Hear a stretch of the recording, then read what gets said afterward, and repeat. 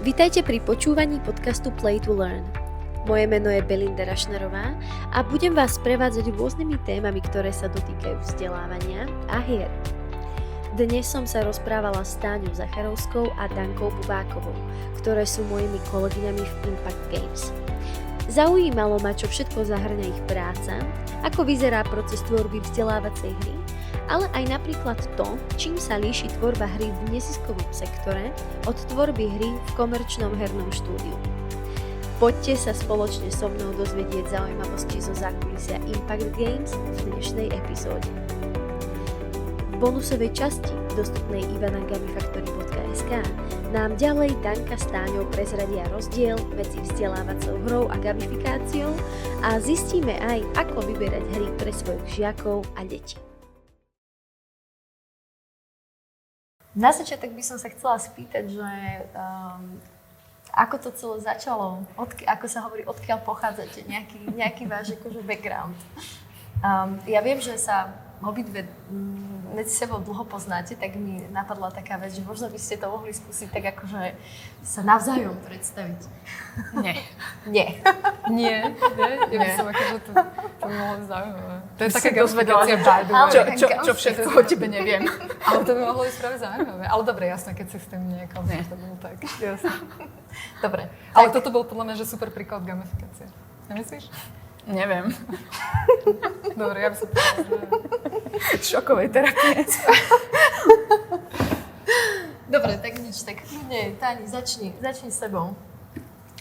OK, no, ja som sa vlastne k hrám, k ich tvorbe teda, dostala 22 rokov dozadu, v podstate.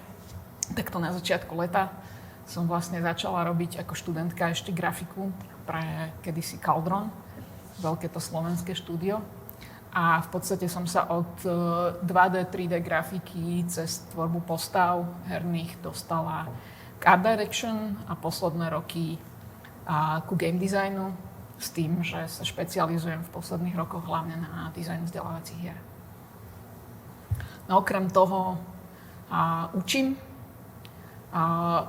Učila som v rôznych vzdelávacích programoch, momentálne učím na filmovej fakulte vo ŠMU herný dizajn, herné mechaniky. Učíš a zároveň si sama dokončuješ doktorantúru, myslím? Začnem. Ešte len začneš, OK. Tak. To som chcela povedať ako taký fun fact, že sa to tu vlastne ani dlho nedalo študovať, že? Že ty si vlastne máš niečo Nie, v podstate ja mám vyštudované sochárstvo a priemyselný dizajn.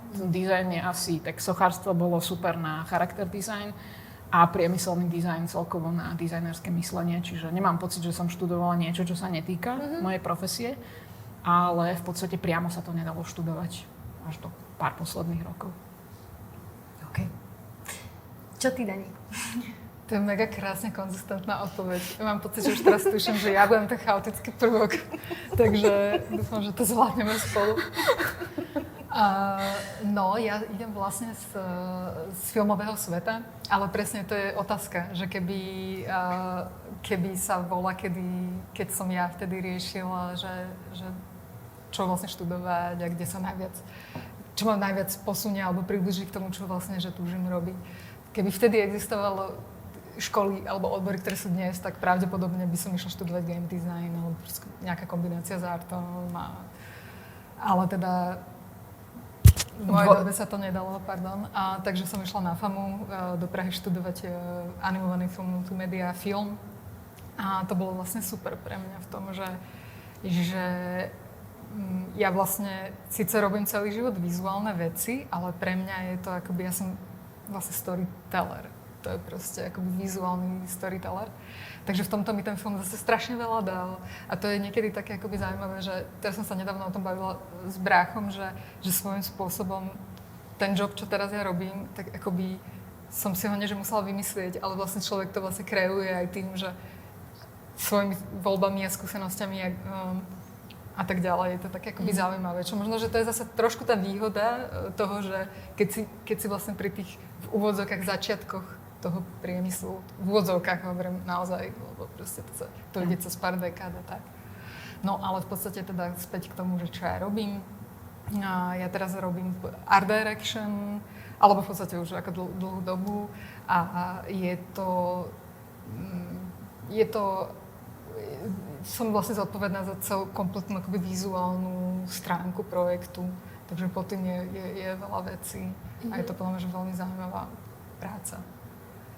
No. Hej, ten herný svet, možno to tak môžeme povedať, napríklad oproti filmu, že je to ako mladšie médium, takže je to možno aj zaujímavé zamyslenie, že ľudia, ktorí to dnes už študujú, že kam sa zase dostanú, možno niekde, kde si my nevieme ani predstaviť, že čo budú robiť ako nejakým iným médium, nejakou inou technológiou.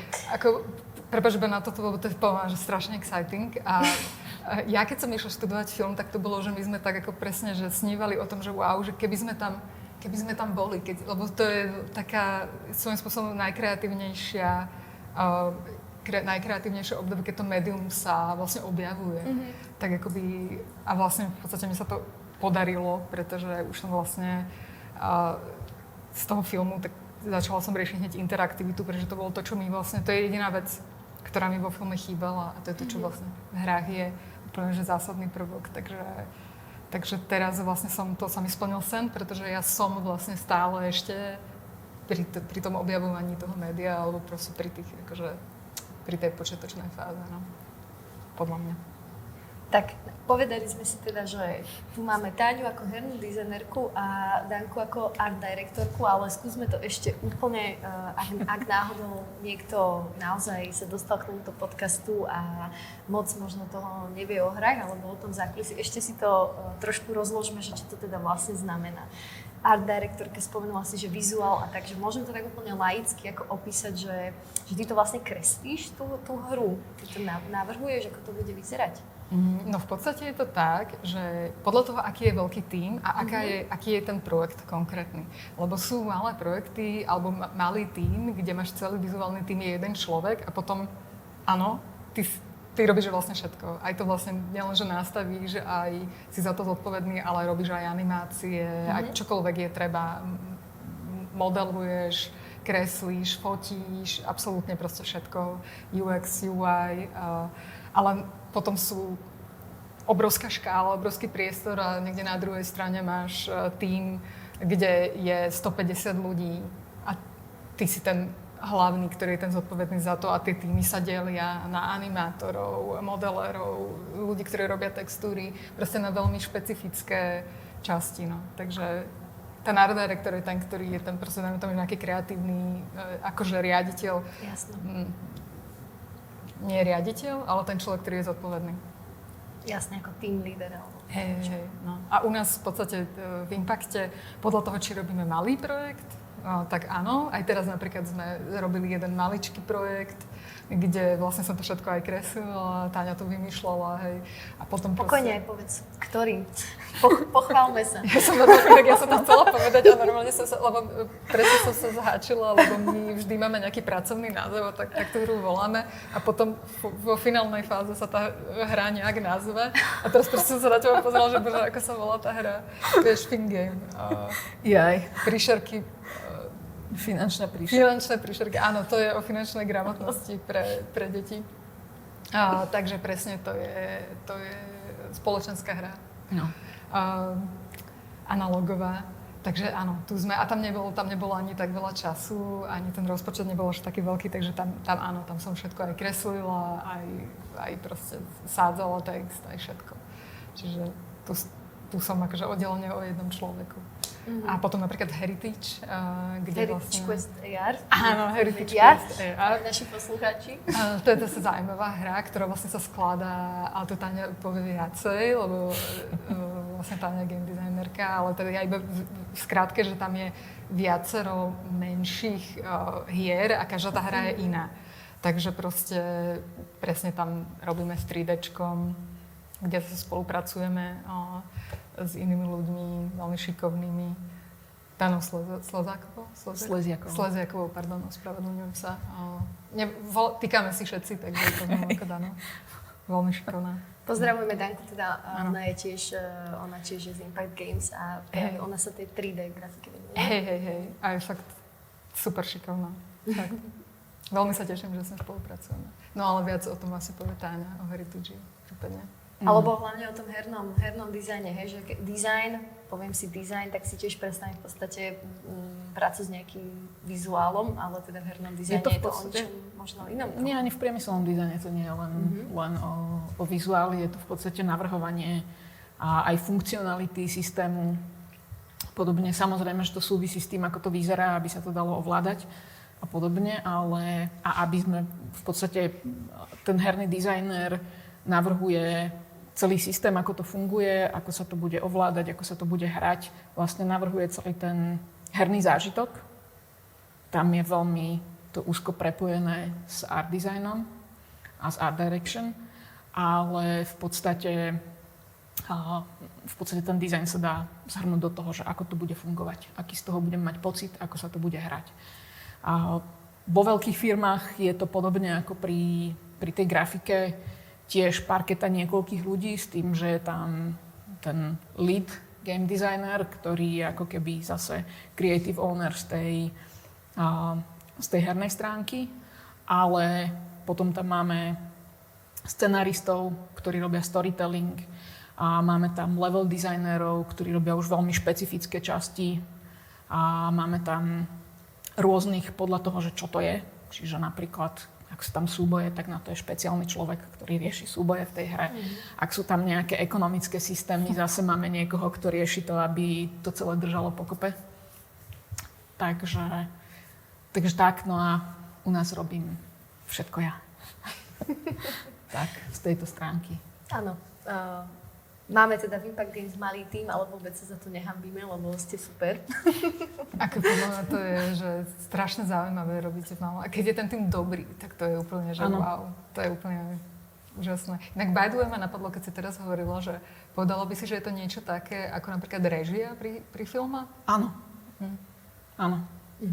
Čiže v podstate musia tam spolupracovať všetky tie ďalšie veci, ale takto vlastne definuje aj môj šéf na škole, že vy ste ten režisér. Režisér hry. Áno. To je pekná paralela. Spomenuli sme už nejaké hry, Heritage Quest AR a ako sa to volá, finančné príšerky? Finančné príšerky? Myslím, že tak sa to volá.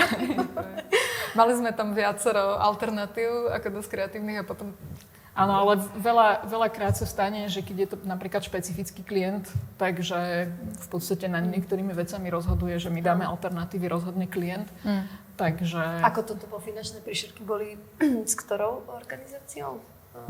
To bolo s mladým podnikavcom. Mladý podnikavcom, áno. Čiže to bola spolupráca. A dosť často rozhoduje aj cieľová skupina, aby to pre ne bolo atraktívne, alebo aby sa napríklad dal ten projekt vyhľadať na store. Lebo tak sa dá v podstate veľmi dobre stratiť projekt pod koberec, keď má nejaký arbitrárny názov. Jasno. Alebo zložitý. Dobre, to sme už načali sme tému názvu, o tom som síce vôbec nechcela hovoriť, ale je to veľmi zaujímavé názvy vo všeobecnosti. Každopádne som sa chcela dostať k tomu, že na čom teraz robíte. Ktoré projekty sú také živé práve? No, práve robíme na projekte, ktorý je ešte tajný a bude to detektívka, takže... ale môžem povedať, že bude to detektívka o grafoch.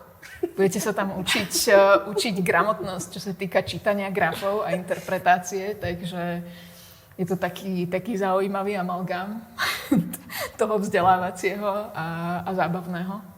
No. A zároveň vlastne dokončujeme súčasť toho Heritage AR. Robíme tam hru o modrotlači. Čiže je to také vlastne kultúrne dedičstvo a jeho prevedenie do nejakej takej hravej formy, atraktívnej pre decká. Heritage Quest, disclaimer, vyšiel myslím minulý rok a je to teda v podstate dejepisná historická hra o... Je to, dalo by sa povedať, že je to platforma, čiže budú tam naozaj, že je to platforma s viacerými hrami, s tým, že napríklad táto modrotlač je taký kreatívny sandbox, že v podstate nie je to hra, ktorá by mala dej alebo nejaký vyšší cieľ alebo nejaký problém, ktorý ten hráč rieši, ale napríklad hra o rímskom limese, ktorá sa odohráva tuto za Dunajom v Kerulate, tak to je klasická taká príbehovka s nejakou zápletkou, pár nejakými logickými hadankami alebo problémami, ktoré treba vyriešiť a je to iné. Čiže každá tá hra v podstate bude postavená na tom, čo je špecifické pre to jednotlivé dedičstvo. Toto je inak podľa mňa, ja si myslím, že ty si v tomto veľmi dobrá, akože z mojej skúsenosti z našej spolupráce, že to je podľa mňa veľmi dôležitá vec, keď sa robí, keď sa tvorí vzdelávacia hra, že zobrať z toho prísť na to, že ako to uchopím, že čo je ten najlepší spôsob, ako proste zobrať to dôležité, to zaujímavé a predať to, alebo proste ponúknuť to. A akoby teraz nehovorím o predaji, akože v zmysle nejaký financií, ale myslím akoby, že proste, aha, tu mám niečo zaujímavé. Sprostredkovanie vlastne ďalšie. Presne, sprostredkovať. Díky, to je super slovo. A ty si môžeš akože vlastne, to je tam podľa mňa prvý krok, že fakt vybrať, že ako to proste, ale na to, aby si to vlastne urobil, tak musíš tomu najskôr porozumieť úplne sa, akoby, že porozumieť, že o čom to vlastne je. A toto mi príde také zaujímavé na Heritage, že presne, akoby tam máme zatiaľ Modrotlač a Limes, čo je v podstate história rímskej cesty vlastne na Slovensku, na našom území.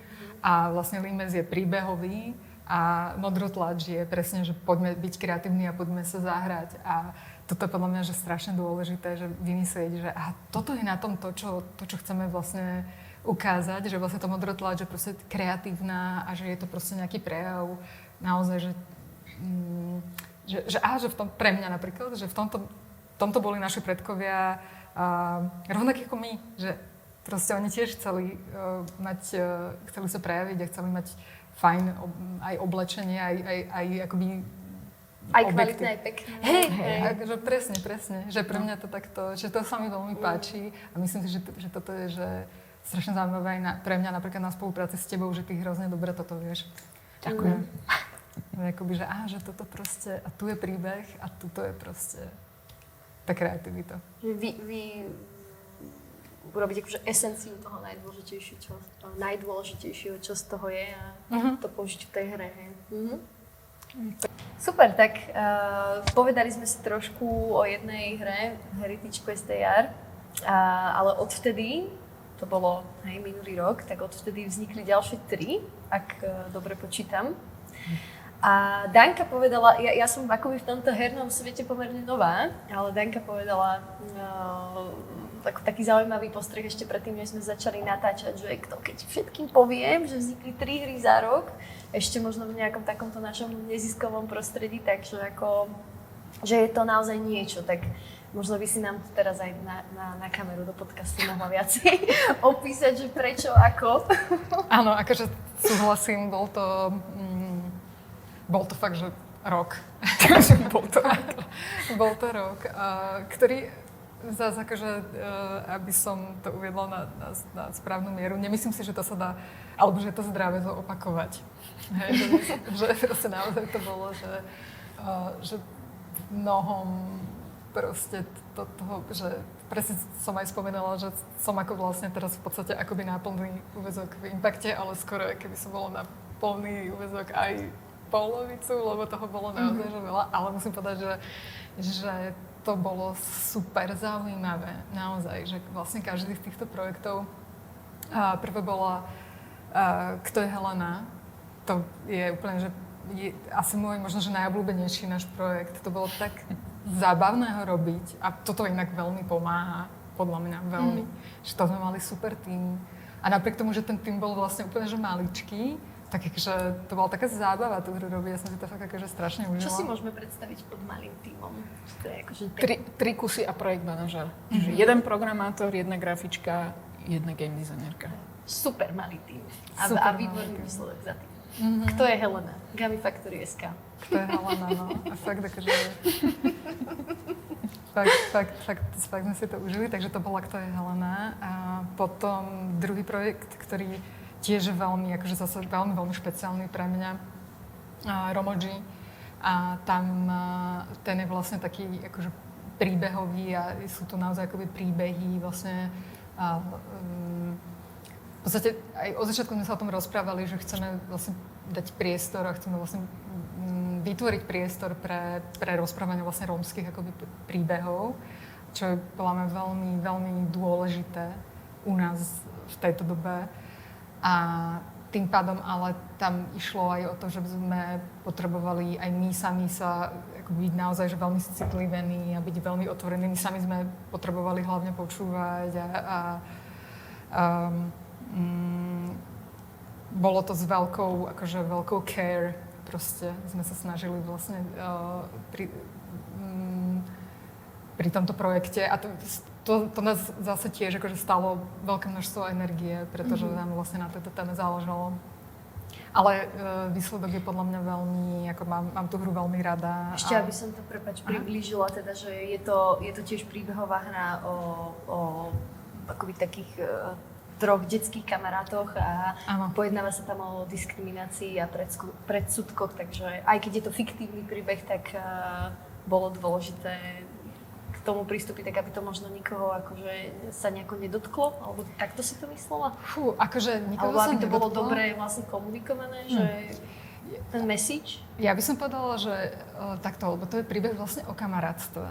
V podstate je to príbeh o kamarátstve a je to o tom, že ako sa aké je to byť iný a že proste byť iný naozaj v nejakej spoločnosti, kde ty si v podstate menšina, tak ono to je to špecifické. A čo sa týka rómskej menšiny, tak u nás to znamená, že áno, naozaj, že akoby tá diskriminácia u nás, aj ten príbeh sa odohráva vlastne na malej dedinke. Takže áno, tie ťažkosti tam sú akoby navyše, hej, že proste taká ako pre nás všetkých život asi nie je úplne že super sranda. A potom, keď máš k tomu navyše nejakú ďalšiu odlišnosť, tak ešte je to akoby komplikovanejšie a my sme vlastne chceli povedať toto.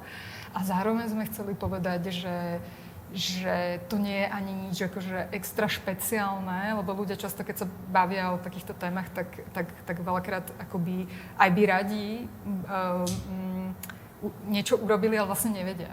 A často tá otázka akoby je, že no dobre, ale čo mám robiť? Akoby? A my sme veľa nad tým rozmýšľali a my sme vlastne chceli povedať, že v podstate vôbec nič, iba byť akoby ľudský a byť kamarátsky a to je vlastne všetko, hej? Že v podstate, že iba proste ukázať pár situácií, kde my vidíme kamarátskú skupinu, ktorá je akoby,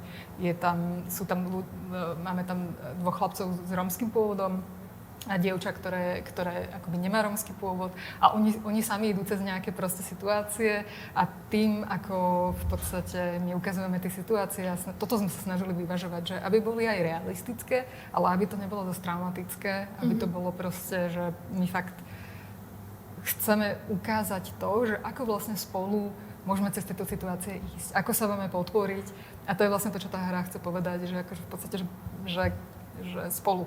Že poďme spolu, že nikto z nás nemá nejakú jednoznačnú odpoveď, ale keď sa budeme naozaj rozprávať, počúvať, podržíme sa vlastne aj akože komunitne, tak akoby, že to je vlastne to, čo tá hra akoby hovorí.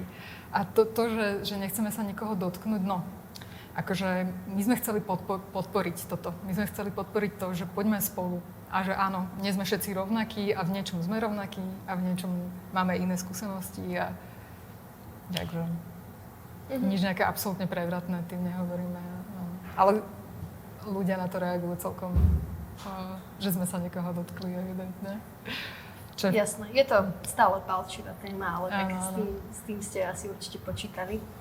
Áno. Tak musím povedať, že ja si myslím, že ten rozmer toho priateľstva je tam veľmi pekne v tejto hre zobrazený, že keď som to hrala, tak som si tak hovorila, že wow, že som z toho cítila, že sú takí naozaj títo traja hrdinovia, takí veľmi, veľmi prepojení a ešte nám iba taký fun fact, ktorý som sa vlastne dozvedela z tejto hry pre poslucháčov, keby chceli si ju zahrať, že som ani ja netušila, že vlastne na Slovensku nemôže byť žena hasička, akože nemôže to vyštudovať, hej, že tá hrdinka tam chcela byť hasička, že môže byť iba záchranárka, alebo čo si také? No nie, ono je to také komplikovanejšie, nemôže robiť niektoré, ono je to súvisí s tým, že ženy nemôžu nosiť také ťažké bremená, je to akoby dané zákonom, ale tam je to akoby také zjednodušene podané pre deti. No. Neplatí to tak všade vo svete, u nás to tak ešte teraz je. a ľudia majú na to rôzne názory, ale ja si tiež myslím, že už je to svojím spôsobom prekonané, ale v tomto napríklad sa úplne nezhodneme, nie? Že Táňa, že ty si myslíš, že to má svoje opodstatnenie, alebo... Ja neviem, ja mám pokazenú chrbticu, takže... A viem, že napríklad záchranári s tým majú problémy. Hej, takže ja tam vidím aj tie nejaké dôvody z toho pracovného zákona. A tak, ale určite si viem predstaviť, že dievčina, ktorá sa rozhodla, že toto je jej sen a narazí práve na toto, tak hlavne z toho pohľadu dieťaťa, ktoré je superhrdinský majster sveta a všetko je možné, tak je to krutý náraz na legislatívu v tomto prípade. Hej, my sme presne chceli, akoby, že aby v podstate tam ukázať, že ako vlastne, že toto je fajn, že zdieľame všetci spolu vlastne rôzne struggles, ktoré máme, ktoré každý máme nejaké... Každý má nejakú prekážku. Hej, presne. Takže o tomto to v podstate je. Ale hej, to je taká zaujímavosť. Ja som to tiež predtým napríklad nevedela, že... Hej, to je vlastne zaujímavé na tom samotnom je a to asi zažívate pri každej tej hre, že vyberiete si alebo nejakým spôsobom sa dopracujete k téme, a tomu, ako tú tému spracujete, akože napríklad tú vzdelávaciu, hej, že ideme rozprávať o tej diskriminácii, potom vymyslíte okolo toho už herný príbeh a potom vlastne prichádza to také štúdium toho, nie? Že... Nie. Nie? Nie. Ja začínam tým, že nákup knížiek a imerzia do toho problému, lebo pokiaľ to príde nakoniec, tak to už ako keby šijeme to vzdelávanie, vkladáme do niečoho, čo je hotové. Ale to si odporuje s tou nejakou úspešnosťou toho vzdelávania, lebo potrebuješ poznať podstatu tej problematiky, potrebuješ poznať, akože ja sa veľa rozprávam aj s učiteľmi, aby som vedela, že kde sú tie momenty, kde napríklad žiaci, študenti narážajú v tej téme, čo nevedia pochopiť alebo spracovať, čo je pre nich, ako keby potrebujú iný spôsob nejakého spracovania toho problému.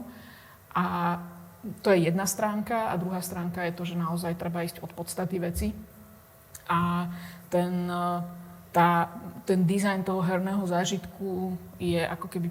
To je to iné pri vzdelávacích hrách, že v podstate hry, ktoré sú zábavné alebo vyrábané preto, aby sme si oddychli, aby sme sa zabavili, tak v nich to, čo my považujeme v podstate za vzdelávacie, tak môže prísť nakoniec ako nejaký kontext alebo nejaké doplnenie toho obsahu, ale u nás to musí ísť naopak. Jasné, k tomuto sa ešte dostaneme, tomu by som sa chcela venovať viac a asi som sa zle vyjadrila, že jasné, hlavne keď sa tvoria vzdelávacie hry, chápem, že treba začať od tej vzdelávacej podstaty, ale skôr som myslela, že sa akoby v tom procese tvorby dozvedáte potom možno takéto veci, hej? Že takéto akože, ako som to nazvala predtým, že fun facts, že to mi príde na tom také veľmi fascinujúce, viem si predstaviť, že to sú niekedy možno tie veci, ktoré akože udržujú nejakú tú motiváciu, alebo že vás to baví vlastne počas toho procesu. Pre mňa totálne. Ja som presne hovorila, že už tu teraz mám 2 knihy so sebou, ktoré som akože ja to úplne žinúna. Že presne sa akoby úplne do toho... A ja sa strašne rada učím. To je, to je proste moja najobľúbenejšia vôbec akože aktivita, činnosť. Takže mňa to vlastne strašne baví, lebo niečo viem o tej téme, ale vlastne najskôr ja ju vlastne skúmam, v podstate by som povedala. A potom presne akoby poviem, že OK, že proste to, čo som hovorila, čo Táňa vie super, podľa mňa, že akože, toto je vlastne, toto je to, čo je zaujímavé na tej veci. A teraz akoby, ako vytvoriť ten zážitok pre ostatných v podstate. Podľa mňa to je, akože, takže...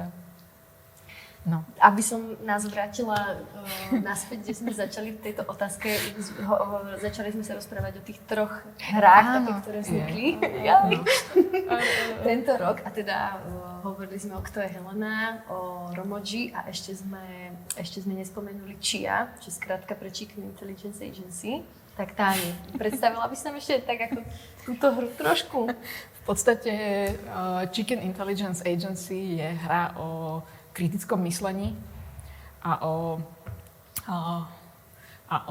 jak sa volajú tie kognitívne potvory po slovensky? Biases. Skreslenia? Skreslenia, áno. O kognitívnych skresleniach ja to vždycky zabudnem v slovenčine. Je to už taký zaužívaný. Lebo pre mňa slovo bias znamená niečo iné v angličtine ako skreslenie v slovenčine. No, čiže je to hra o kognitívnych skresleniach, čo sú v podstate také tie chyby logiky, ktoré máme v rozmýšľaní, ktoré sú pre nás prirodzené, vďaka tomu sme prežili až teraz do našej doby, že boli z pohľadu evolúcie nutné, ale zároveň nám spôsobujú kopu nejakých vedľajších problémov. No a v podstate je to veľmi citlivá téma, pretože učiť decka o tom, že ich mozog má používa nejaké skratky a barličky, ktoré majú vlastne nežiadané následky na ich správanie, myslenie a videnie sveta a tak ďalej, tak je to veľmi náročná téma, pretože nemôžeme povedať niekomu, že rozmýšľaš, proste tvoja hlava nefunguje tak, ako by mala, lebo je to ponižujúce pre všetkých nás. Toto je niečo, čo je krutá urážka. A snažili sme sa teda, že pre nás bol veľký problém, že za prvé, ako ich to naučiť, a za druhé, ako ich to naučiť tak, aby sa nepostavili k tej hre a priori odmietavo. Čiže sme sa rozhodli pre takú legendu, že vlastne my ako hráči hráme za sliepku, s tým, že ak poznáte Douglasa Adamsa, tam sú najdokonalejšie bytosti myši, ktoré majú navrch a kujú svoje temné pikle a s nami ako nedokonalými bytostiami, tak vlastne v tom našom fantastickom hernom svete sliepky už ako dinosaury vlastne boli na tejto planéte a v podstate sprevádzali primáty ich vývojom až dodnes a robia ako keby takú šedú pomocnú silu. No a vlastne v tej našej hre úlohou sliepky je v podstate cenzorovať tok informácií, ktorý prichádza nášmu človečikovi cez internet, aby on bol šťastný a spokojný a zároveň, aby my ako sliepky sme prežili. Aby sme neskončili globálne na tanieri alebo neboli vyhubené z nejakého iného dôvodu, alebo aby nás neprekúkli náhodou, našu superinteligenciu. Takže v podstate je to postavené na takej fantastickej premise s tým, že decká musia veľa čítať takých, dúfam, že vtipných internetových hlášok na rôznych fórach, kdekade, vlastne čo číta ten človečik. A zároveň tak postranne sme tam pridali taký prvok nódového programovania, že v podstate tá sliepka programuje filtre, ktoré filtrujú obsah tých správ. Čiže v podstate pridali sme tam ako keby ešte jeden ten vzdelávací zámer navyše. No a tak, to je asi všetko, čo k tomu viem povedať. Teraz mi napadlo, ako bývajú také tie rôzne rodičovské kontroly a rodičovské zámky a toto vlastne ako filtruje ten obsah nejakým spôsobom deťom, tak vlastne v tejto hre je taký ako slepačí zámok, nie? Slepačí, dá sa tak povedať? Chicken lock. Chicken lock, dobre. Hej, tiež veľmi, veľmi originálny koncept. Užívam si tú hru. A to si nebola pri tom, keď sme to brainstormovali my dva. A to bolo dosť fun. To mám veľmi rada, tie začiatky. Že presne si pamätám, jak sme sa o tom presne rozprávali. To je... Mňa na týchto hrách baví to, že v podstate hráči sa hrajú, ale my sa v podstate hráme oveľa viac než tí hráči možno. My hráme hru s hráčmi. Hej. Je to veľmi zábavné podľa mňa tiež, akože táto práca. Tak. A je to vždycky niečo nové. Akože vždycky nejaký nový problém, ktorému sa treba nejak kreatívne postaviť, vymyslieť nejaký nový nástroj na to, aby to fungovalo. Čiže... Dobre, tak sme si prešli také najčerstvejšie už vydané veci od Impact Games, ktoré, milí poslucháči, nájdete na Gamifactory.sk. Ja som tu za to promo. Viete ako? Tak ja iba poviem, že pri Heritage, že ak si chcete stiahnuť Heritage, tak vydržte chvíľočku, pretože príde major update, ktorý že bude zásadný. A možno už nemusia vydržať, vieš, lebo keď to možno vyjde, to bude OK. Tak v tom prípade... stiahnite si Heritage, potom si to updatenete iba, nie je problém. Sa vám updatene sám snad. Alebo sa updatene sám. Áno, ale chcela som teda premostiť, že tieto hry vznikli pod Impact Games, je to veľmi, teda sme nezisková organizácia, občianske združenie, takže úplne iné prostredie, aké ste možno zažili napríklad, čo teda viem o vás obidvoch, že ste pracovali v Pixel Federation, čo ja teda zo svojho dosť laického pohľadu považujem možno za také ako najznámejšiu takú väčšiu firmu na Slovensku, ktorá sa teda venuje tvorbe hier. Tak by som možno teraz chcela vedieť, tak akože, že nejaké také rozdiely, hej, v tej práci, alebo aj, že ako ste sa tam dostali, ako dlho ste tam boli, na čom ste pracovali? Okay. Tak to je vlastne, my sme sa s Táňou vlastne zoznámili v Pixli. My sme sa videli prvýkrát vlastne Táňa bola moja art directorka a my sme sa prvýkrát videli na prijímacom pohovore. Hej, takže to je... Takže takéto prepojenie. Áno, vlastne totálne. A no pre mňa Pixel bol že fakt ako úžasné miesto, kde som sa naozaj veľa vecí naučila. Ale je to presne z mojej skúsenosti, tam je presne to, čo sme sa bavili na začiatku, že je veľmi dôležité, je to veľmi individuálne, lebo každý projekt je trošku iný a jedna z tých vecí, ktorá v tom hrá, je presne tá komplexnosť toho projektu, aj to, koľko ľudí na nej pracuje. A tiež v Pixli záleží na tom, že na akom projekte človek pracuje, lebo tam tiež oni pracujú s rôznymi a tvoria rôzne hry a tak ďalej, ale podľa mňa ten najväčší rozdiel, alebo vždy, keď človek pracuje na komerčnej hre, tak tam sa vlastne za každá otázka, ktorá vzíde v tom procese, tak jej súčasťou musí byť rozmýšľanie aj nad financiami. A tam to proste znamená, v tom tvorivom procese to je proste zásadná vec, ktorá sa nedá sa z toho vyabstrahovať.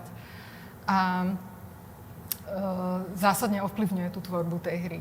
A to si myslím, že proste je fakt individuálne, že ja som napríklad pochopila presne aj v Pixli, kde tá profesionalita je samozrejme na vysokej úrovni, ale ja som pochopila, že ja úplne, že je to samozrejme dôležité stále riešiť aj to, že či prežijeme, keď toto urobíme a či vlastne je to sustainable, to je super, to je dôležitá otázka, ale zároveň akoby som si chcela klásť pri tej tvorbe aj trochu iné otázky a v tomto je to, že naozaj ste tam obmedzení, lebo jedna vrstva života je prežitie a potom sú všelijaké rôzne iné vrstvy a mne to prišlo, že čím... Umelecké ambície. A napríklad, alebo umelecké ambície, alebo naozaj, že pre mňa aj že radosť, hej? Lebo prežitie je dôležité, ale prežitie...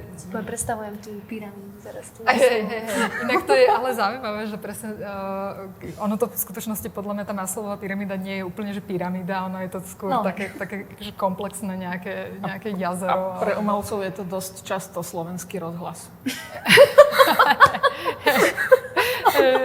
Lebo nemusíš jesť, ale musíš mať na farbičky. Áno, hej, presne tak, no. Už viem, ako toto mi nenapadlo, tak dlho som sa snažila zlomiť to, že kde je problém v práci s výtvarníkmi alebo s kreatívcami a toto je ono. Je to tak. Slovenský rozhlas. Akože určite. A plus ďalšia vec, že pre mňa napríklad fakt, že to akoby vzdelávanie, tak jak som spomínala, že ja sama to úplne že milujem. Proste to je vlastne pre mňa spôsob, akým ja žijem svoj život, že ja sa proste stále učím a mňa to hrozne baví.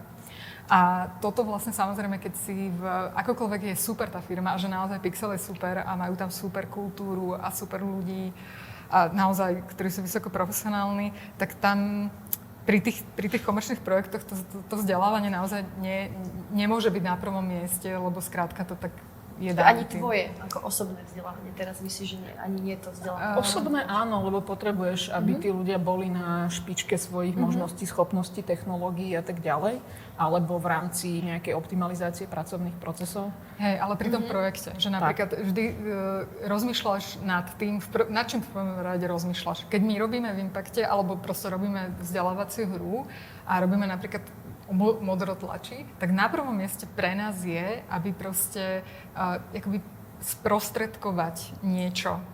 Sprostredkovať nejaké buď porozumenie alebo zážitok, to už si potom zadefinuješ, že či chceš ten zážitok z tej kreativity alebo tie informácie, alebo ideálne to nejak spojiť, aby to bolo celé proste zaujímavé. Ale vlastne toto je to, what's on your mind. Hej, že proste, že toto je to, o čo mi ide, kdežto vlastne v tej komerčnej produkcii vlastne naozaj ty sa z tohoto ťažko oslobodíš, pretože stále to tam niekde je a to tak aj má byť, hej, že proste aby sme všetci si zarobili a aby sme všetci zaplatili sociálnu poisťovňu a všetky tieto proste praktické veci, tak stále ti to vlastne dýcha na krk. A pri tých, tak jak sme sa teraz bavili, tak to je niečo také pre mňa, ako keď vlastne prišlo vlastne médium fotografie a sa tak hovorí, že oslobodilo vlastne výtvarné umenie od tej funkcie vlastne zachycovať realitu. A tým pádom Dokumentovať, super. Presne, ďakujem, to je výborné slovo, no. A tým pádom akože my, pokiaľ nemusíme, my sme trošku oslobodení od toho neustále pri každej otázke, ktorá v tom procese vzíde, čo je vlastne to, čo my robíme, že my odpovedáme na otázky, v podstate presne, ako toto potrebujeme povedať, kde to tam dáme, ako to urobíme to vizuálne, urobíme to textovo, urobíme to audio. A je to super oslobodzujúce, keď nemusíme pri každej tejto odpovedi riešiť to, že ale tak, aby sme nestratili toho človeka, ale tak, aby proste si otvoril tú apku aj zajtra, ale tak, aby proste si kúpil ten ďalší update. A tam naozaj to berie tak veľa energie a času, pochopiteľne samozrejme, že potom zostáva málo energie a času na tie iné proste zložky tej kreativity. Čiže v tomto je to pre mňa iné a v tomto je to pre mňa akoby, že podľa mňa aj dôležité, lebo nie všetko je iba, ako prežitie je extrémne dôležité, samozrejme, ale proste neprežívame preto, aby sme prežívame možno, že prečo? Možno, že preto, aby sme zažívali aj iné veci. Takže v tomto sú tie, a tá vlastne tvorba naša v Impacte o toto oslobodená, aj keď nie úplne, ale je to slobodnejšie pre mňa, viacej priestoru na tie iné veci. No. Ako to máš ty, Táňa? Ja to vnímam tým, že ja som robila vlastne vo veľkých štúdiách dlhodobo, tak u mňa je to spojené okrem tohto ešte aj s nejakým osobným rastom alebo tým, že čo ja rada robím, tak jedna vec je, že sa veľmi rada učím a proste ja mám rada problémy, ktoré treba riešiť. Čím viac je človek v tom korporáte, čím je väčší, tak tým viac sa ako keby špecializuje a robí na dlhších projektoch, ktoré v podstate vždycky sa tam vyrieši nejaký problém, ale potom sa človek dostane do štádia rutiny a môj mozog potrebuje niečo na hryzenie. Áno, akože nie, že on bol stimulovaný iným spôsobom, nebol nutne stimulovaný vždycky tým spôsobom, ktorým by chcel byť stimulovaný. A mňa tu baví aj to, že v podstate aj to, že sa nemusím až tak, že vždycky, aj keď som robila art direction komerčných projektov, tak vždycky tam bolo také, že v podstate prispôsobenie sa nejakému všeobecnému vkusu, tomu, čo majú ľudia radi, ale ako ja som vždycky mala tú tendenciu, že poďme ich naučiť ceniť si nejaké kvalitné veci alebo proste posúvať ich nejakým spôsobom. A vždycky je tam ten limit, že nie, lebo sa to nebude predávať, alebo nie, lebo potrebujeme zachytiť masy v tom prvom. A nie vždy som sa cítila komfortne, niekedy som mala možno trochu aj pocit, že ako keby že zapredávam svoje hodnoty. Nie proste globálne, ale napríklad aj čo sa týka toho výtvarného vkusu. A v nejakom momente sa človek spätí a povie si, že toto nejde. Jedna vec je to, že ja potrebujem ten rast, že potrebujem sa učiť, tak vlastne som aj odchádzala z niektorých firiem, že som dosiahla ten strop, ktorý mi to poskytovalo a potom som potrebovala ísť niekde, kde budú väčšie výzvy. Ale toto je také, že ako kvôli financiám to robíme vždy, do nejakej miery, lebo z niečoho treba žiť, ale proste v nejakom momente dojde ten moment, že už je toho príliš veľa, že potrebujem mať nejakú slobodu. A tu je super to, že jednak ako naozaj v podstate, samozrejme, že naše hry sa musia páčiť, musia vedieť osloviť tie decká, ale tým, že sme neziskoví, tak tým pádom sa nemusíme bať tohto, že či to osloví 36 miliónov alebo 2 a určitú špecifickú skupinu. Takže my môžeme tú kreativitu smerovať k tomu, aby to oslovilo tie deti alebo tých študentov alebo tú verejnosť, ktorú to má zasiahnuť a tým spôsobom, aby sme podporili ten zážitok. Nie nutne to, že áno, chcem si to zapnúť kedykoľvek, zajtra 5 hodín to chcem hrať. A ďalšia vec je to, že že chcem to hrať znova. Tie vzdelávacie hry nutne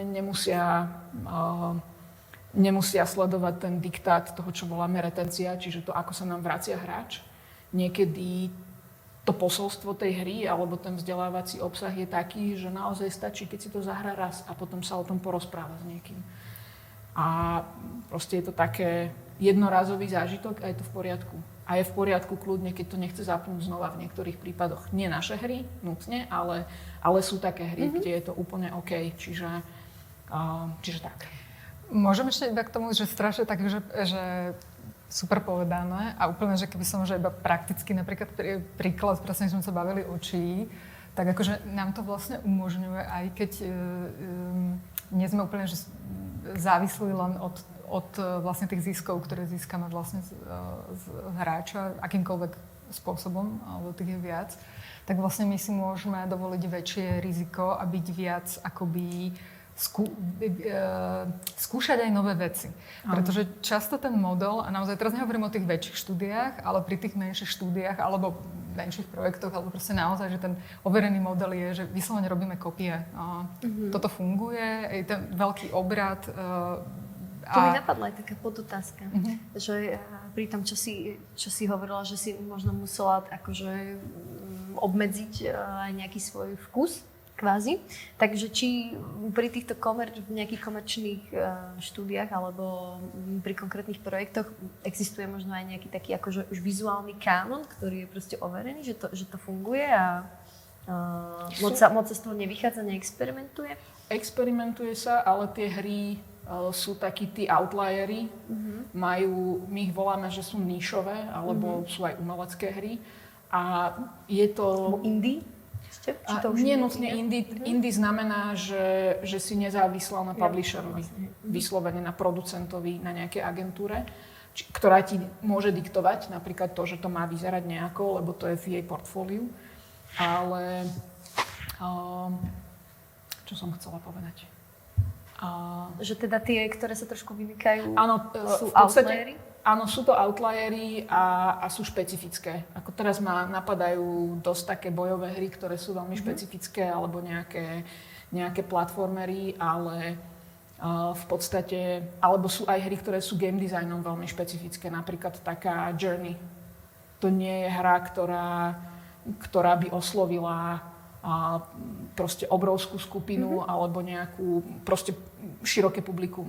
Lebo má špecifický štýl, má špecifický zážitok, ktorý je veľmi meditatívny a vyžaduje si svoj čas. Proste je tam strašne veľa parametrov pri tých komerčných hrách a dosť často vidíš aj to, keď si pozrieš nejaké také tie RPGčka. To je taký vynikajúci prípad toho, kde si vieš spraviť screenshoty, veľa hier a vlastne nevieš ich rozoznať ako keby jednu od druhej. Nám sa to stalo, keď sme napríklad vymýšľali vizuál projektu Galactic Junk League, že sme dospeli do toho momentu, že my potrebujeme byť iní, zase kvôli aj preto, aby si nás všimli, že niekedy je to, ale môže to byť aj ono.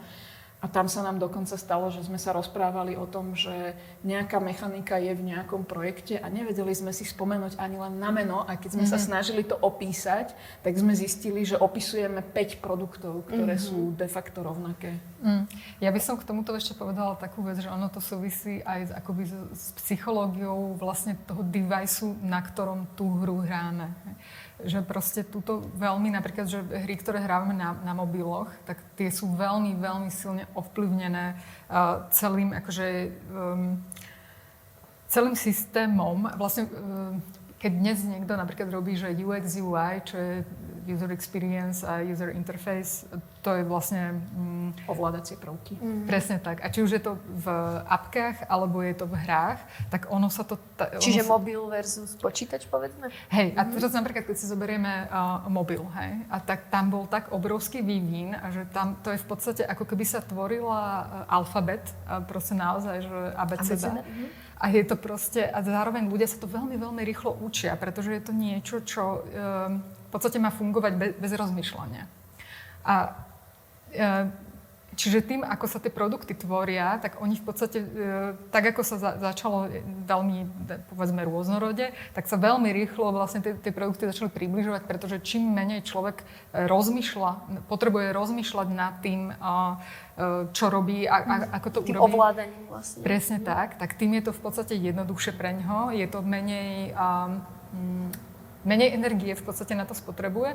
A keď máme hru, ktorú my chceme, aby nad ňou nerozmýšľal a aby sa proste len akoby dopamín a proste akoby zrelaxoval, tak v podstate je to úspešnejšie, alebo je tam oveľa vyššie percento pravdepodobnosti úspešnosti, keď my použijeme to, čo už pozná. Čiže zoberieme si proste skrátke túto hru, ktorá vieme, že funguje, a len spravíme proste z nej kópiu. Tým pádom ten človek akoby nemusí nad tým rozmýšľať a je beží na autopilota. Presne tak. A toto je to, čo veľa ľudí akoby si zvyklo, že napríklad určitý typ hier na mobiloch používajú týmto spôsobom.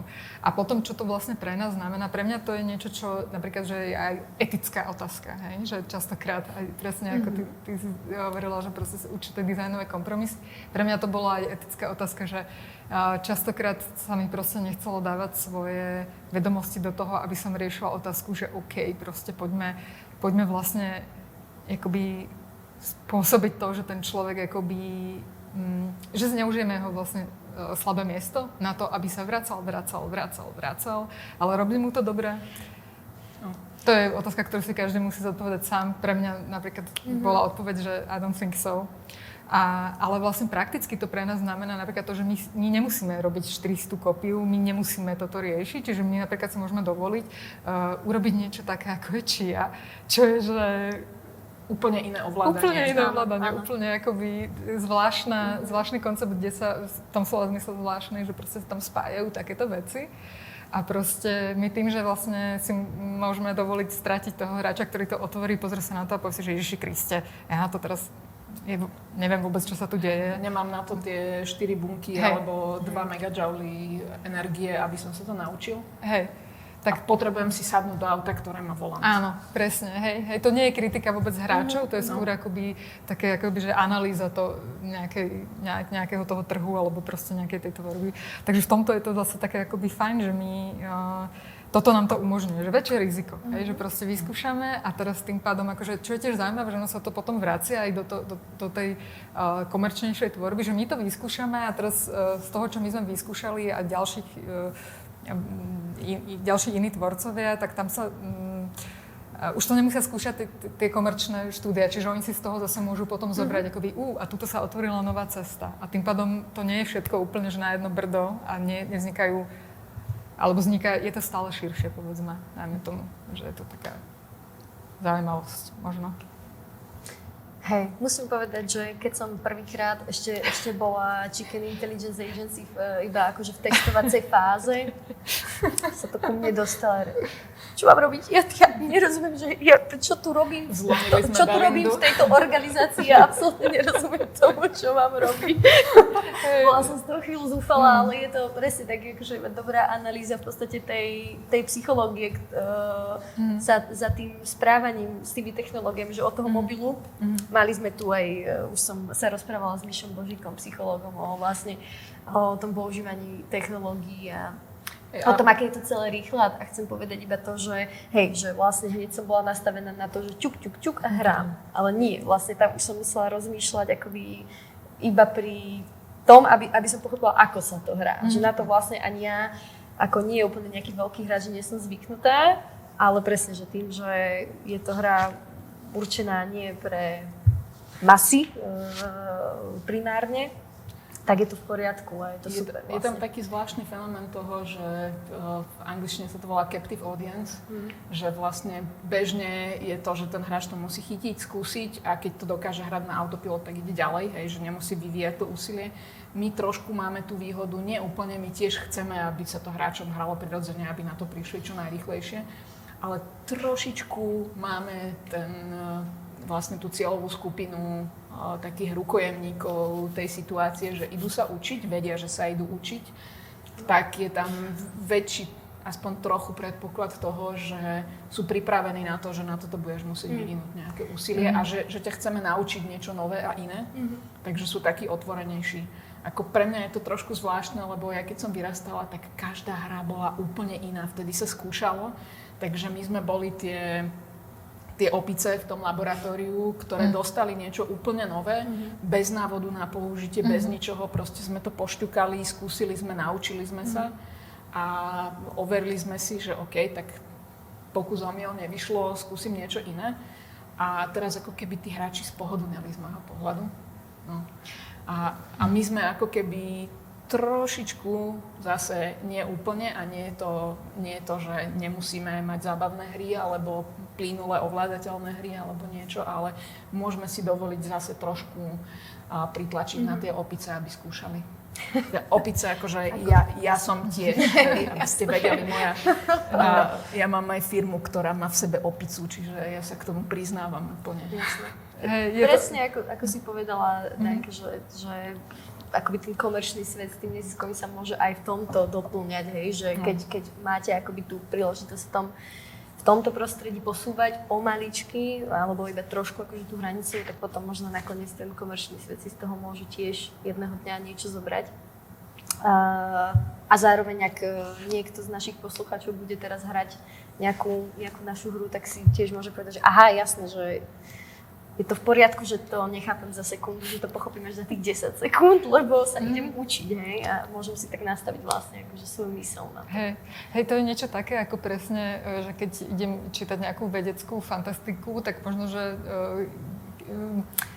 počítam trošku viacej s tým, že tam bude nejaká introduction do toho, že akým spôsobom napríklad, že tam inak funguje doprava alebo financie, že mám iné očakávanie a mám väčšiu toleranciu pre to versus napríklad, keď si otvorím Ženu a život alebo čokoľvek, tak vidím, že tam mám článok, ktorý, ja neviem, že za minútu prečítam a nebude to odo mňa asi, vlastne nepoznám Ženu a život, som si uvedomila, ale proste nejaký článok, kde mám proste to očakávanie, že mám to za minútu prečítané a nebudem... Casual. Nebude to vyžadovať odo mňa nejaké, presne, že akú investíciu do toho, že čo vlastne, hej, že najskôr musíš niečo dať, aby si dostal možno, že niečo nové. No. Debatili sme doteraz prevažne okrem finančných príšeriek o digitálnych hrách. Hlavne teda všetky tieto hry od Impact Games sú primárne vyvinuté na smartfóny alebo na tablety. Však? Dobre to hovorím.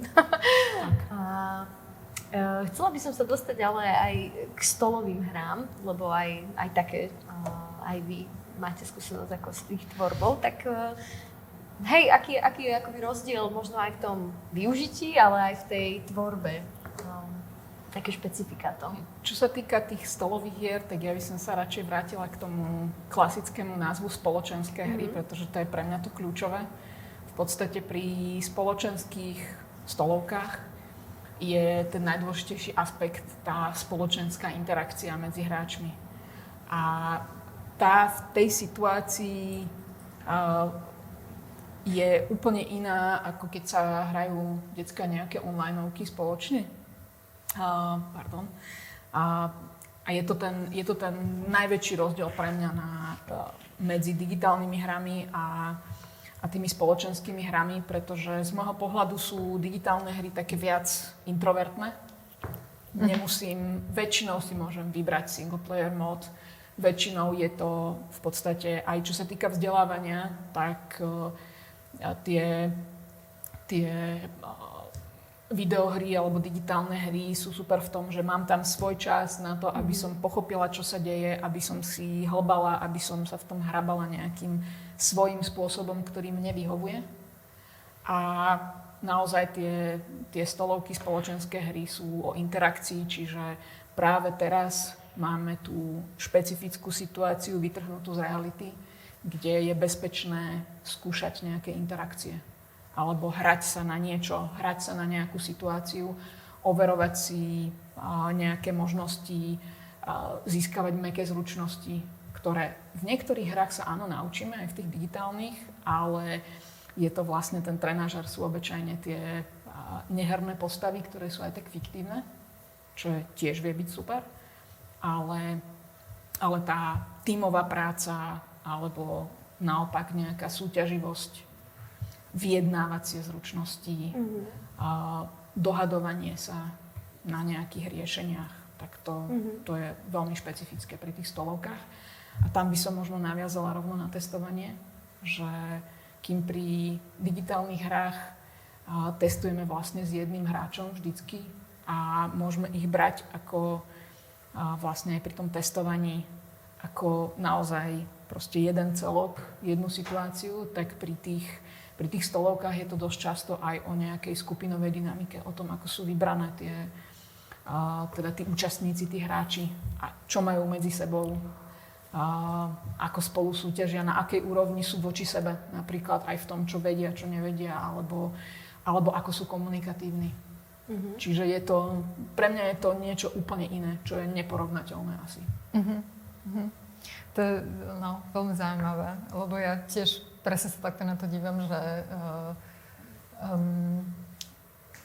vlastne čo je vhodnejšie, hej? Že proste keď by som rozmýšľala nad tým, že idem to urobiť analogovo alebo idem to urobiť vlastne digitálne. A presne toto, čo si Tani povedala, že to je ale akoby spoločenské hry sú, a vôbec spoločenské povedzme, že sú úplne, že tak ako napríklad hra sa aj v prírode, ako prirodzene je to veľmi, veľmi prirodzený spôsob, ako sa učíme veci, hej, že napríklad keď sa pozrieme na šteniatka alebo proste mláďatá. Taká voľná hra teraz myslíš, akoby, že...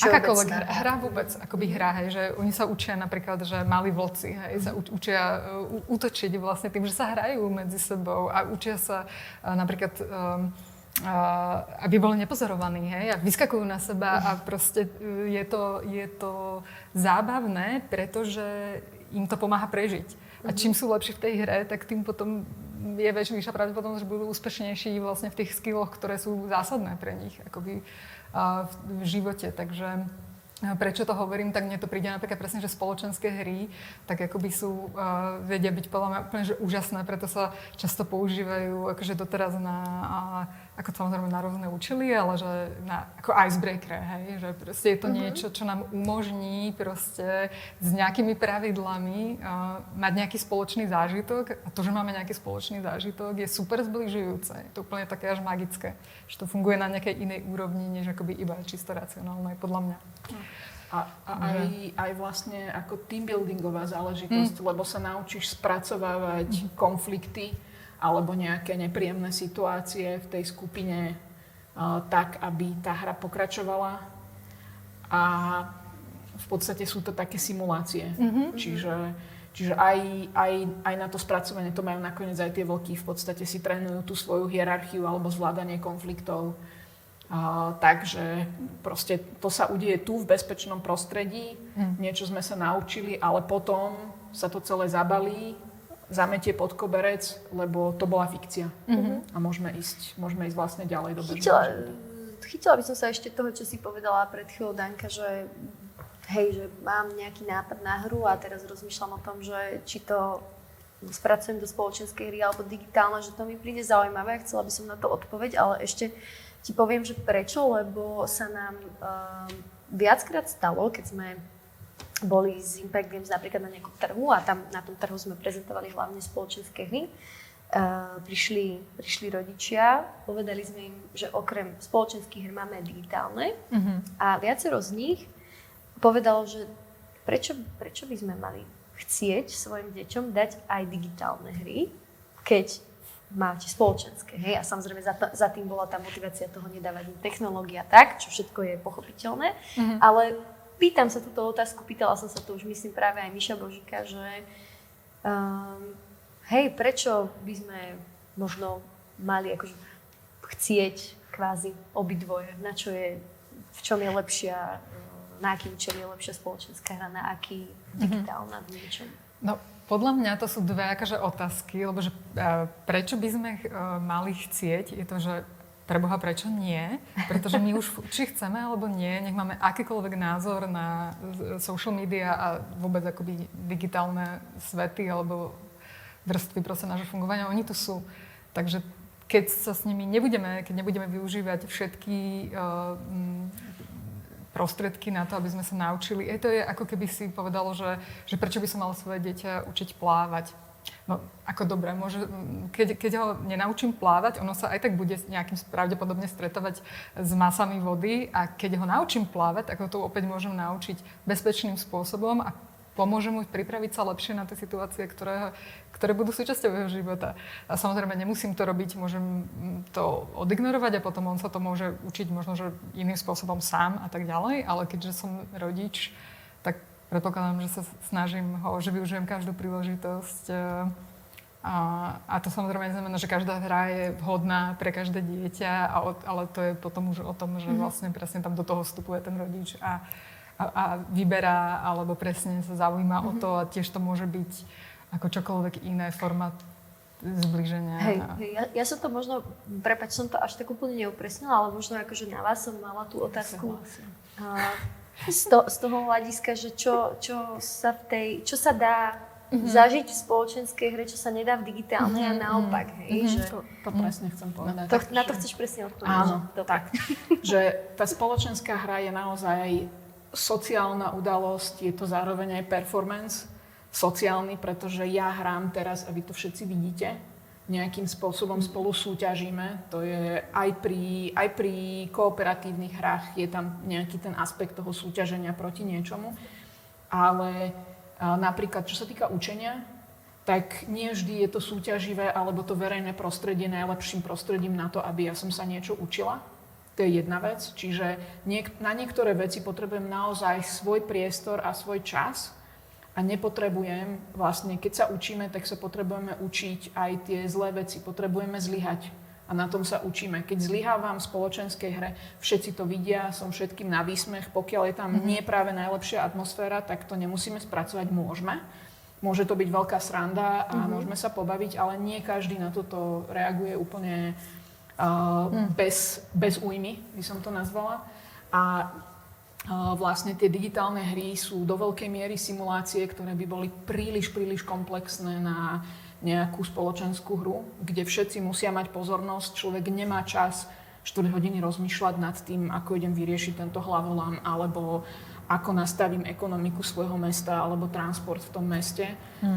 Čiže to je ďalší aspekt, ten čas a to, že nemám na to ten svoj priestor. A potom sú práve tá experimentácia a niektoré simulácie, ktoré neurobíš v spoločenskej hre. Keď si napríklad zoberieme, že hru o fyzike, a povedz mi príklad spoločenskej hry o fyzike.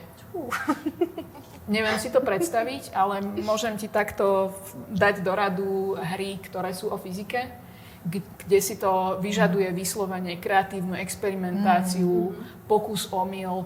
V tej digitálnej hre môžeš nechať veci vybuchovať. To, čo nám na chémii vždycky premietali ako nejaký film, že ako nesmieme hádzať zinok do vody, lebo to urobí veľký buch a vyletí polovica toho laboratória do vzduchu. Áno, to sa dá, hej, to sa nič nestane, ale maximálne to niekomu strelí do ucha alebo dačo. Ale v podstate v tej digitálnej hre naozaj je to, že jeden veľmi dôležitý aspekt vzdelávacích hier je, že to je bezpečné prostredie na experimentáciu. A jedna vec sú napríklad tieto prírodné vedy, ktoré neodsimulujeme na tom stole, ale niekedy to môže byť paradoxne aj priestor na sociálnu experimentáciu, kedy ja ani v tej spoločenskej hre chcem si vyskúšať, čo by sa stalo, keby som napríklad bola diktátor.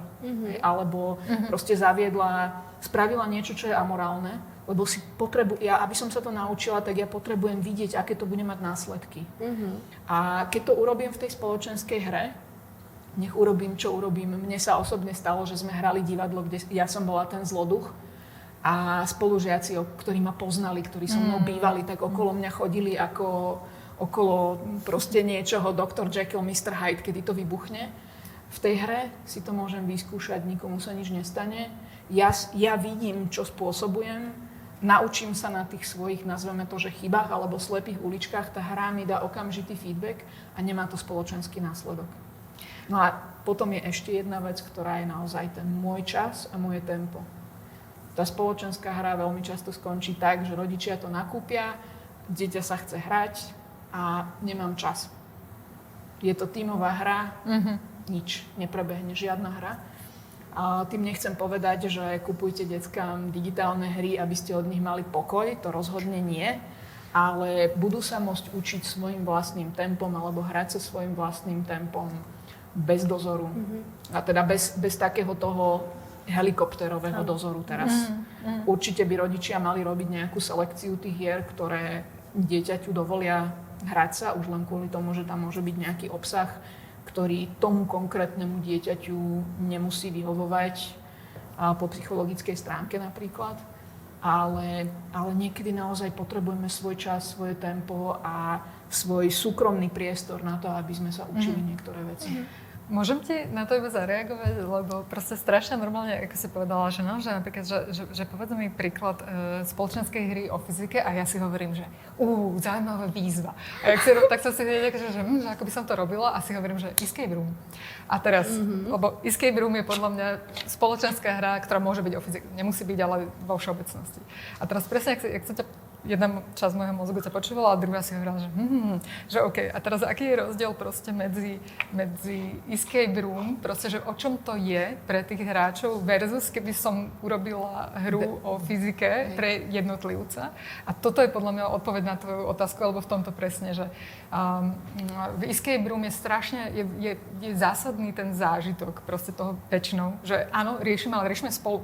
A to je proste toto. To, čo môžeme robiť spolu. Presne tak, presne. A tým pádom napríklad, keby som, že čo môže byť akože veľmi silné, ale hlavné je, sme tam zase obmedzení tým, že proste potrebujeme mať tento hlavne zážitok, že to robíme spolu. Čiže napríklad tie experimenty, alebo to, čo potrebuješ vyriešiť, musí byť proste riešiteľné v tom priestore a čase. Nie je to, dajme tomu, až tak komplikované, hej? Proste musí to byť prispôsobené tomu versus to, že napríklad teraz ja tu mám čas, keď ja mám chuť hrať si nejakú fyzikálnu hru, kde proste presne, keď ja si na to urobím čas, keď si to proste otvorím, kedy to môžem zavrieť, proste riešim to vlastne sama.